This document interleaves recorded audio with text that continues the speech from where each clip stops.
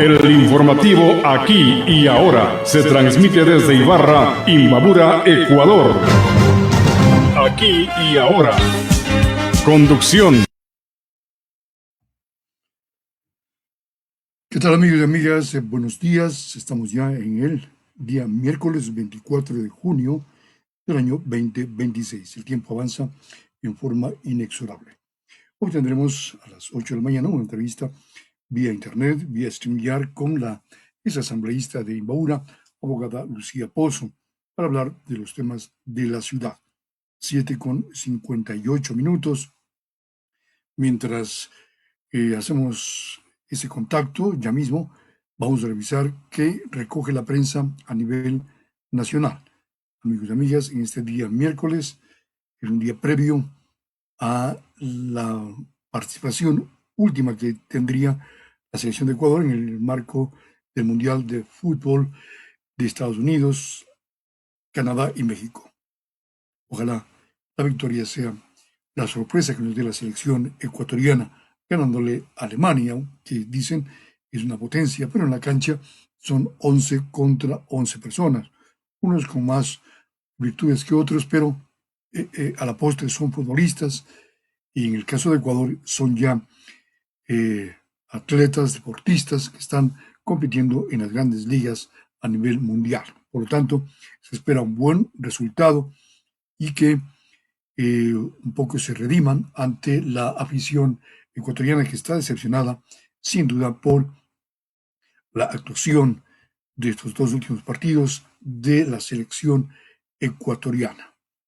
Empató con Curazao y también tuvimos una pérdida con Costa de Marfil. Apenas tenemos un punto en el marco de esta eliminatoria mundialista, de este campeonato mundial. Primicias, dice Patucho Celso, de las narcofiestas y la impunidad en Ecuador a su extradición y juicio en Estados Unidos. Que también tenemos, gobierno limitó las funciones de la empresa pública Ecumar, la flamante nueva Propec, que se fusionará con Astinave. Gustavo Petro dice que elecciones en Colombia deberían ser anuladas por la injerencia de Estados Unidos a favor de Abelardo de la Espriella. Ecuador tendrá temperaturas elevadas este 24 de junio. Consulte aquí el pronóstico del clima del INAVI. Denuncia por prevaricato no es causal para excusarme, le responde la jueza del caso Grillete a Aquiles Álvarez. Muy bien, vamos a ver si ya estamos en contacto con nuestra invitada la mañana de este día miércoles, es la abogada Lucía Pozo. Todavía no, estamos en las 8:01, sí, ya parece que estamos en contacto con nuestra invitada la mañana de este miércoles, un día previo a un aniversario más de provincialización de Imbabura. Este 25 de junio, claro, el feriado se traslada para el día viernes. Son ya las 8:01 en expectativa. El informativo Aquí y Ahora y la entrevista con nuestro personaje invitado.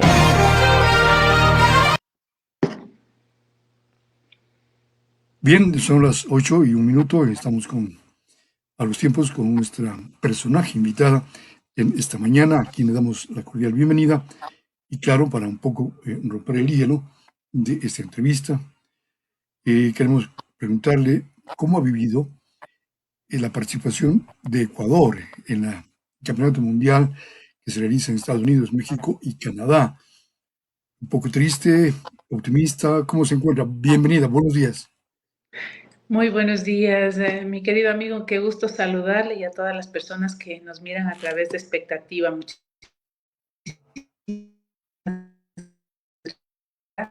Creo que teníamos otras expectativas de lo que iba a suceder con el equipo ecuatoriano en estos dos primeros partidos que ha jugado. Estamos atentos a este jueves al partido con Alemania, a ver si es que por ahí algo ocurre y 3 sucede, puntos. porque siempre esperábamos un poco más. Hemos tenido la oportunidad de compartir estos espacios del fútbol en el Juncal, como lo hacíamos hace tiempo.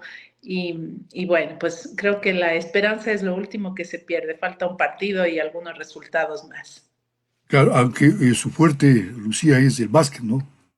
Ah, sí, yo soy malísima para jugar fútbol, ¿no? Pero me encanta el deporte en general, pero lo mío ha sido siempre el básquet y el voleibol. Muy bien. Ya en el plano local, Lucía, ¿cuál es su comentario respecto a los hechos ocurridos en la calle llamada del Sabor?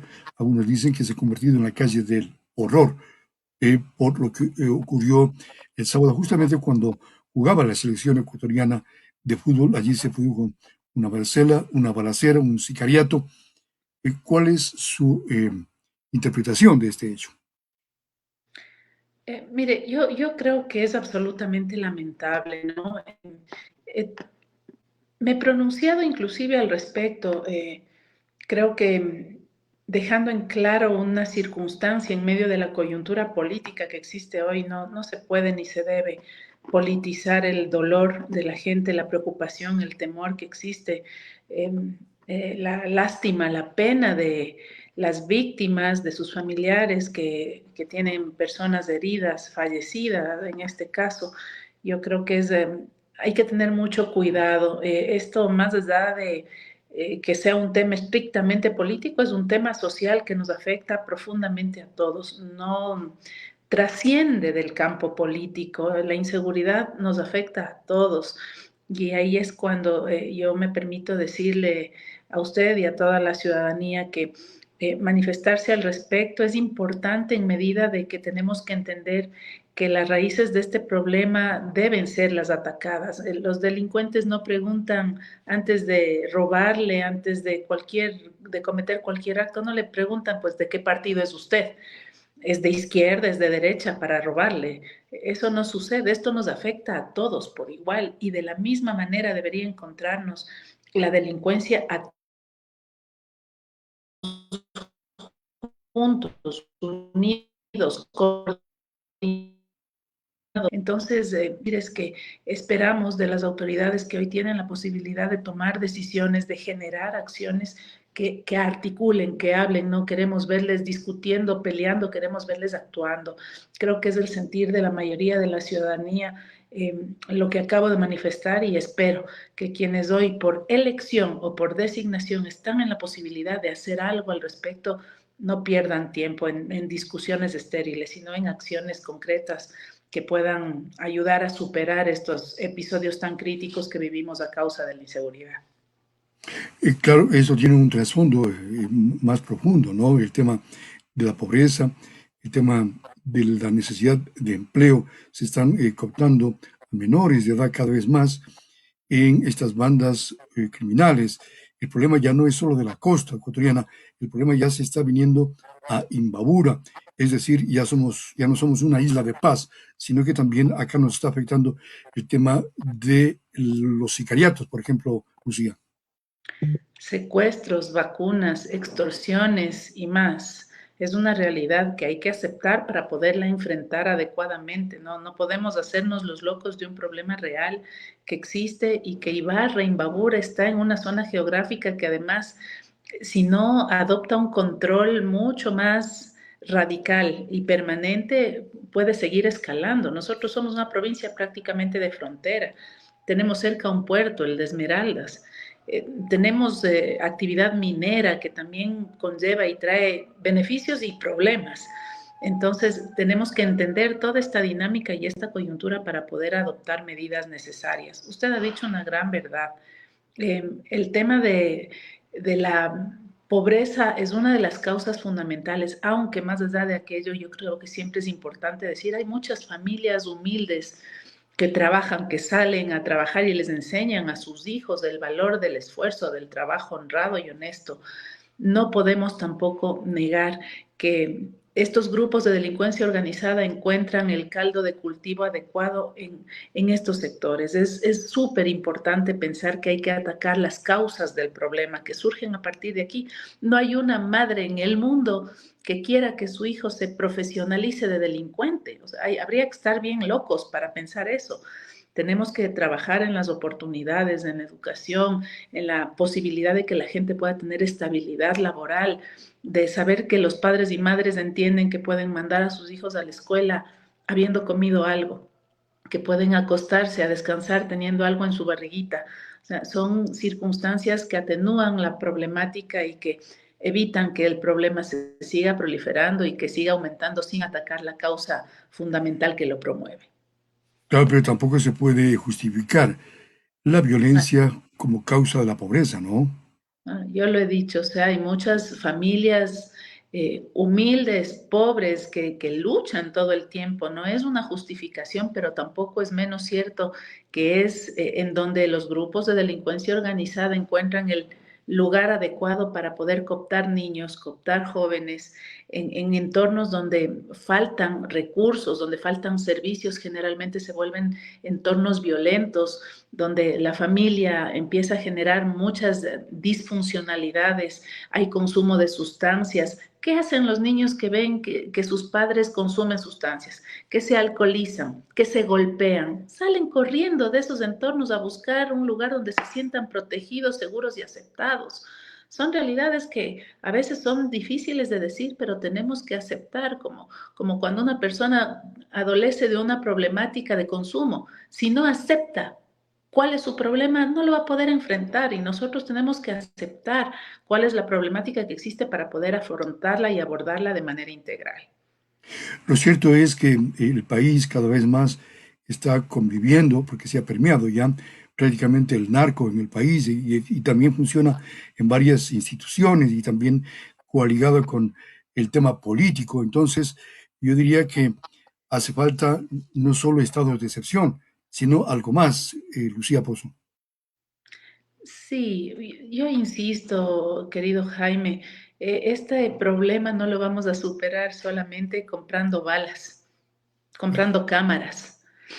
Por ahí no va la solución. La solución es atacar el problema estructural, no los parches. El problema estructural radica en lo que usted y yo hemos conversado, en la pobreza, en la falta de oportunidades, en la falta de estabilidad laboral, en la falta de seguridad jurídica que les permite a las personas que han logrado tener un ahorro poder emprender con seguridad y no exponer esos pequeños esfuerzos, esos ahorros en un negocio en el que saben que van a tener que cerrar a las 4 de la tarde por miedo a ser robados, asaltados o vacunados, ¿no? Entonces, es una problemática compleja, es una problemática y un círculo perverso que hay que romper y se tiene que atacar desde la estructura.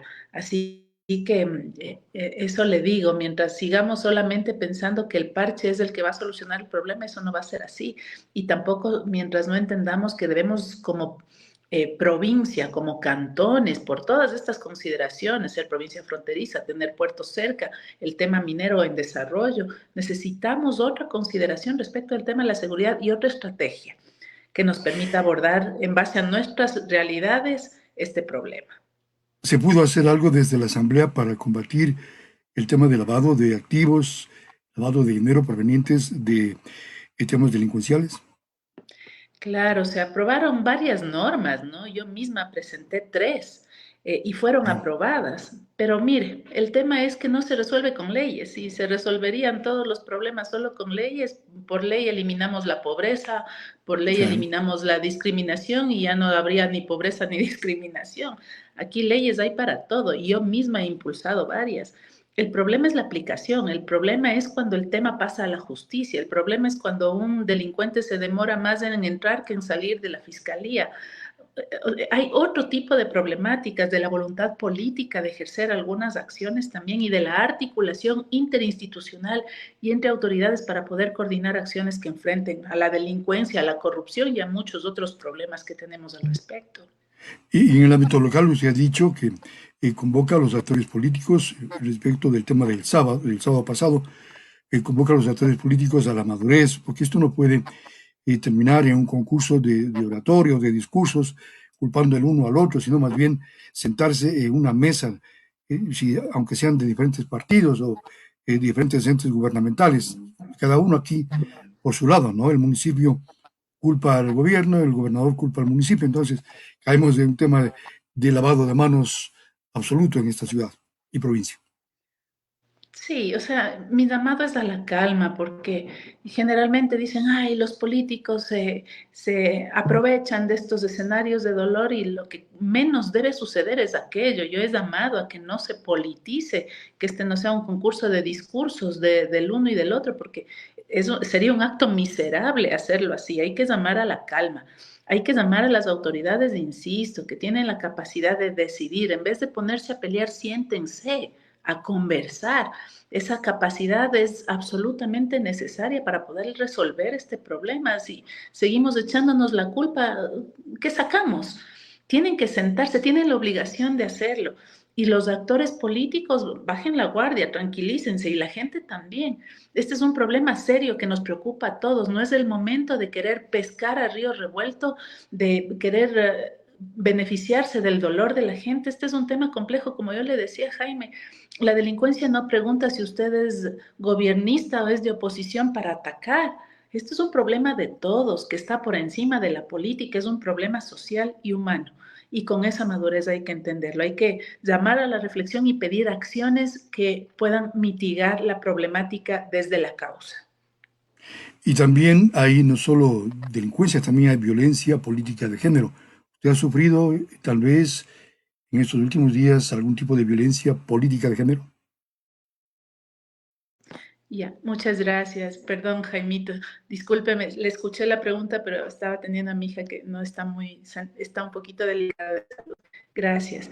Se Sí, mejore. lastimosamente es así. Y es la violencia en todos estos niveles la que sigue haciendo que nuestra sociedad se encuentre tan al límite, como una olla de presión. Porque los violentos son los que generan estos actos en el ámbito político, en la calle, en el ámbito electoral, en varios sectores. Y esa violencia es la que lastimosamente hace que estos ánimos se sigan exasperando y es precisamente lo que se necesita de madurez para bajar esa tensión. Yo no voy a caer la provocación aquella, querido Jaime, es el lodazal al que pretenden llevarme a mí en el que se O el desenvuelven. albañal, como se dice, ¿no? Así es, en el que se desenvuelven muy cómodamente atacando a las mujeres, atacando a las personas, metiéndose con la familia de las personas, con los padres, esposos, hijos. Es miserable, ¿no? Yo no tengo experticia en esa área, ellos sí. Yo tengo un equipo legal que se está encargando del trámite, deberán responder ante la justicia por sus aseveraciones y probarlas. No es mi responsabilidad porque yo no le debo nada a nadie y tengo claridad en mis acciones. Así que lo mío es proponer, lo mío es el debate de ideas, es un debate de altura, es un debate maduro que llama a la reflexión, al progreso, a la calma, a la tranquilidad, a la sensatez, a la madurez, porque es lo que nuestra gente quiere. De esto estamos hartos. Estamos cansados y son quienes precisamente desprestigian el quehacer político que sirve para otras cosas y debe ser utilizado para otras circunstancias. Claro, dos inquietudes finales. Claro, Lucía, cuando alguien ataca, no le ataca a quien va último en una carrera política o deportiva, ataca que va en los primeros puestos. De allí debe de generarse este tipo de comentarios que a veces no tienen sustento y que solamente surgen para captar votos atacando a quien está más visible en las encuestas. Sí, yo Finalmente, sí. agradezco la solidaridad que se me ha mostrado ante estos ataques, ¿no? Realmente es muy satisfactorio saber que se cuenta con ese respaldo, con ese apoyo y como yo le digo, Jaime, mi carta de presentación es mi trabajo. Usted jamás me va a ver a mí atacando a nadie, peor a la familia de personas, eso no va conmigo, no creo que es lo correcto ni lo justo, pero hay que también poner en ciertos momentos un alto para poder evitar que estos círculos de violencia impidan la participación de muchas otras personas, querido Jaime, porque sabe una cosa, hay gente valiosísima, hombres y mujeres que dejan de participar en la política por circunstancias como esta, porque no quieren verse expuestos a cualquier sujeto o persona que se crea con el derecho de inventarse cualquier cosa. Entonces, es triste y hay que trabajar en ello porque hay gente muy valiosa de la que se pierde y que no está dispuesta a exponerse a estas circunstancias. Finalmente, hoy a las 10:30 se anuncia el tema de los candidatos o precandidatos para las primarias, ¿no? De Somos Libres, hoy, 10:30. Sí, correcto. Hoy se ha convocado una rueda de prensa para poder poner en consideración de los medios de comunicación y a través de ustedes a la ciudadanía el mecanismo de primarias que se llevará a cabo luego de un trabajo muy exhaustivo con varias organizaciones, colectivos, gremios y sectores, ¿no? Varias organizaciones políticas también, por supuesto, que se están sumando a este proceso participativo real que nosotros promovemos. Entonces, cordialmente invitado. Espero poder encontrarlo ahí. Muy bien. Gracias, Lucía Pozo, por la entrevista. Que tenga un buen día miércoles. Igualmente, querido Jaime, un saludo muy cordial para usted y para toda la ciudadanía. Muy bien. Hemos conversado con la abogada Lucía Pozo, ex asambleísta de Imbabura y precandidata a la alcaldía de Ibarra. Hoy harán el anuncio de las primarias. Me imagino que también se darán a conocer algunos nombres de los candidatos a concejales y tal vez a prefectos. 8:18 en expectativa, la clave de la información. Vamos con más noticias. Con 83 votos a favor, el Pleno de la Asamblea Nacional aprobó el informe de fiscalización sobre la adquisición de trolebuses en la ciudad de Quito. De fiscalización relacionado con adquisición de 60 trolebuses eléctricos para la ciudad de Quito. La decisión se adoptó tras el análisis realizado por la Comisión de Relaciones Internacionales, que revisó la documentación y los antecedentes vinculados al proceso de contratación. Durante el debate, el legislador Javier Ordóñez expuso los principales hallazgos identificados. El bypass deliberado del Sistema Nacional de Contratación Pública. Se verificó claramente y con pruebas que el municipio estructuró la adquisición de trolebuses mediante una intermediación con la UNOPS, evitando el Sistema Nacional de Contratación Pública. Durante el debate, el legislador Johnny Lavallén señaló que el proceso de fiscalización no busca cuestionar la modernización del sistema de transporte, sino analizar la administración de los recursos públicos. No es la compra de los trolebuses, sino la forma en que se administraron los recursos públicos y las decisiones que se adoptaron durante este proceso. También se escucharon criterios en respaldo al proceso de adquisición de los trolebuses. Que Quito tenga transporte público moderno, que se hayan buscado un mecanismo internacional para garantizar transparencia, que se haya trabajado con UNOPS, una agencia de las Naciones Unidas especializada en infraestructura. En el debate además se destacó el rol fiscalizador de la Asamblea Nacional respecto de los gobiernos autónomos descentralizados. Pero nosotros tenemos la facultad de fiscalización según la Constitución y llegó el momento de fiscalizar a los GATS. El documento aprobado será remitido a la Contraloría General del Estado y a la Fiscalía General del Estado para que continúen con las acciones que correspondan dentro del ámbito de sus 8:21 en expectativa, la clave de la información. La Comisión de Gobiernos Autónomos de la Asamblea Nacional fiscalizará el presunto incremento de patrimonios no justificados de alcaldes y prefectos del país. Asamblea, la Comisión de Gobiernos Autónomos será la encargada de analizar los presuntos incrementos patrimoniales injustificados reportados por alcaldes, alcaldesas, prefectos y prefectas del país.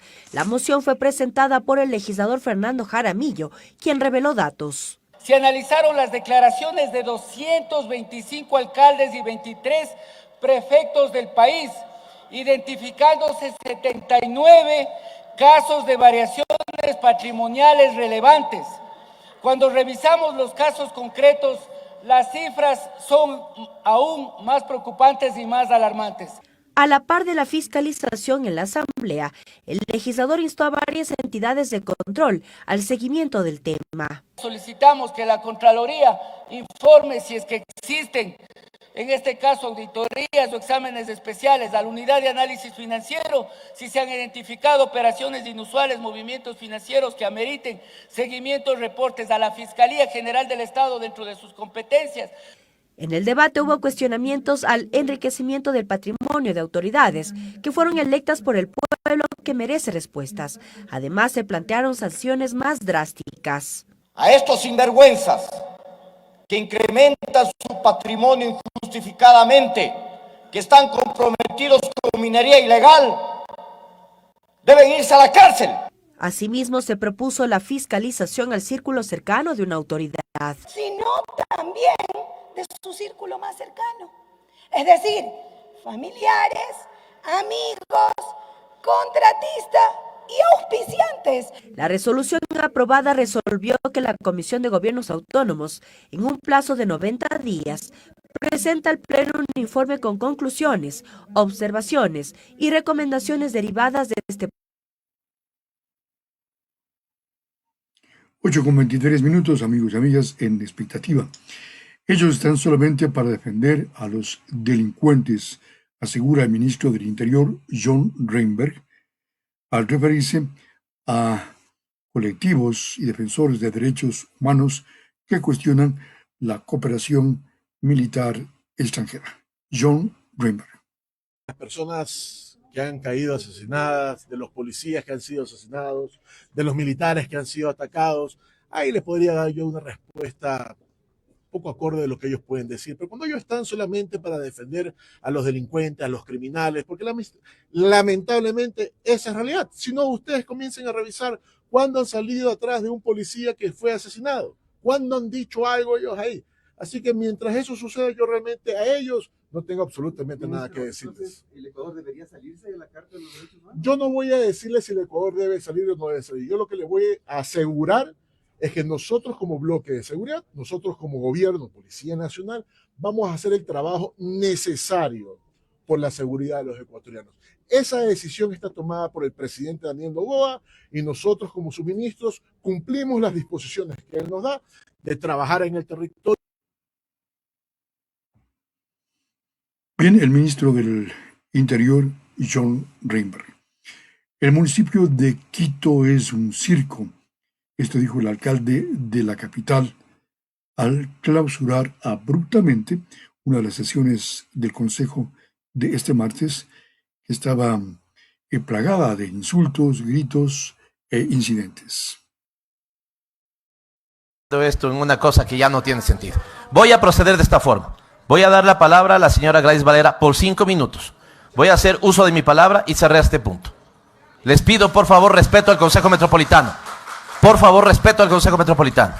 Señora Gladys Varela, la recibimos en condición de una ciudadana más del sector y barrio Lagatazo para que pueda hacer uso de su palabra. Señora Varela, por favor, pase.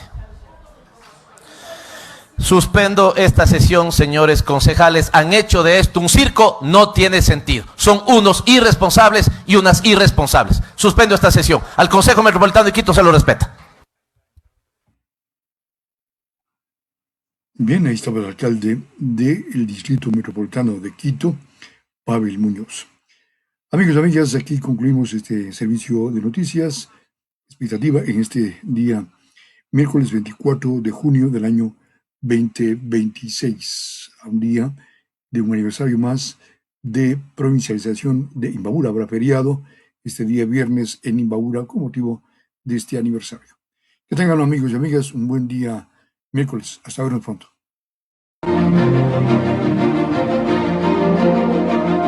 Hemos informado con amplitud, dando la voz a los que no tienen voz. El informativo Aquí y Ahora se transmite desde Ibarra, Imbabura, Ecuador. Conducción: Jaime Salazar.